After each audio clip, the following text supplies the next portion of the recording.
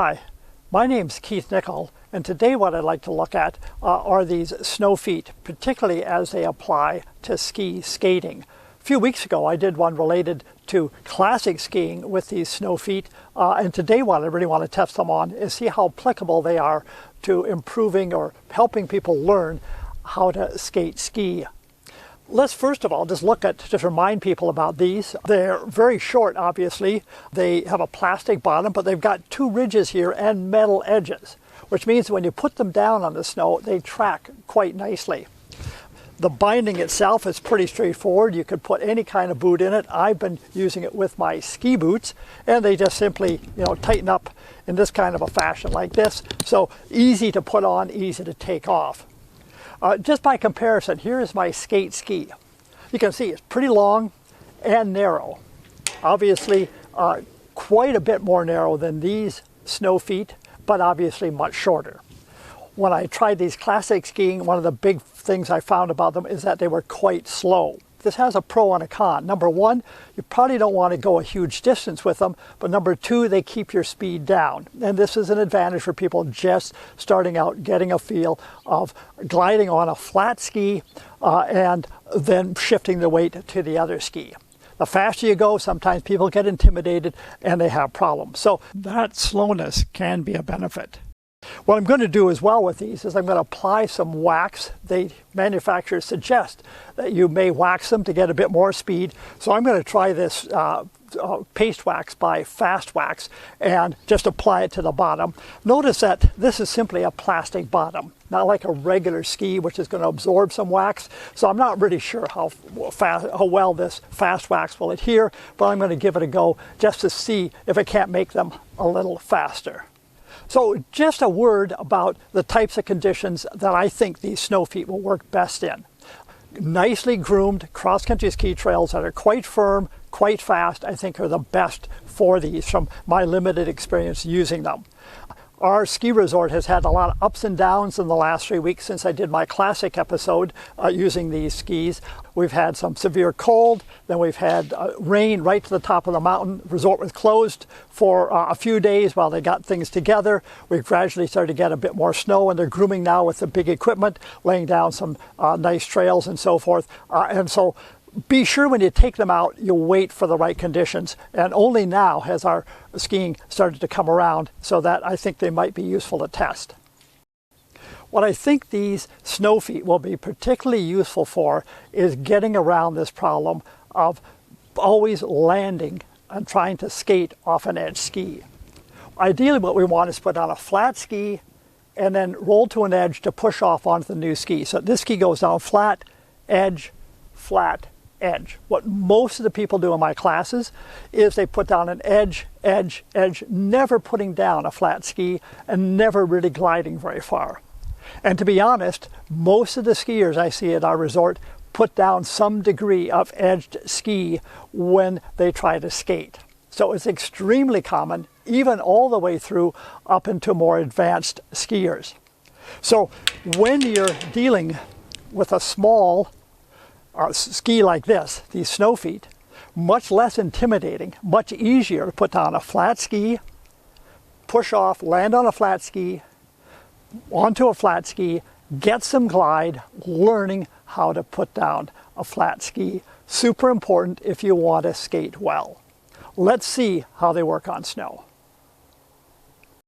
So one of the big issues that people have when they're learning to skate on skis is the fact that they have trouble balancing on a flat ski. They tend to sit on their edges and ride on their edges.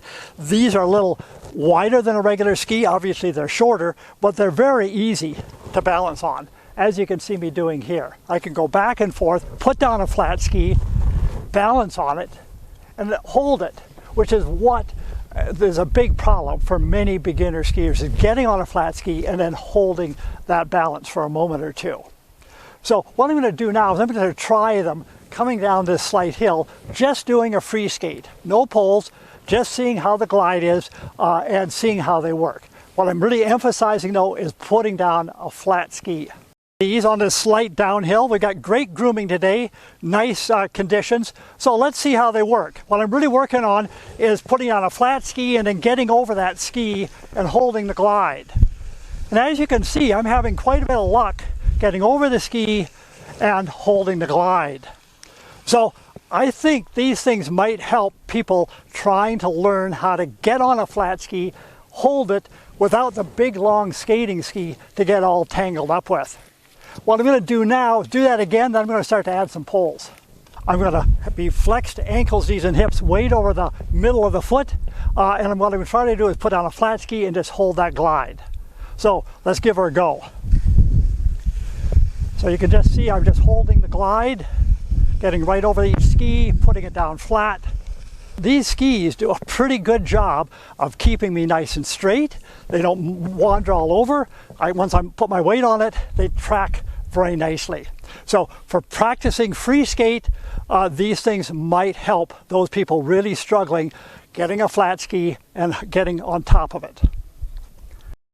So I think these Snowfeet work pretty well at doing a simulated free skate.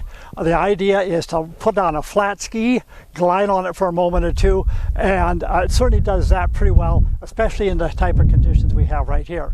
What I'm going to do now is I'm going to add some poles and try a one skate. This is another area that people have a lot of problems with, particularly getting the timing. They want to pole and skate at the same time. And poling and skating at the same time is not what we want to do. What we want to do is pole, and then as our hands go by our waist, move on to that new ski. Glide, pole, as our hands go by our waist, move on to that new ski. So maybe these things also help with getting the timing of the one skate. I'm just going to test that out right now. So what I'm going to try now is one skating very slowly down this hill, paying close attention to the timing, poling into a skate. Here we go. Pole, skate, pole, skate, pole, skate, pole, skate, pole, skate, pole, skate. So I think this will also help people with getting the timing of the one skate.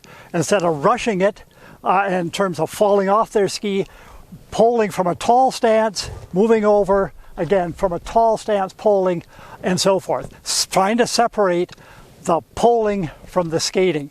A big problem for many, many skiers. And I think these Snowfeet might help because you're going pretty slowly so you can have time to think about it, but they also balance pretty well.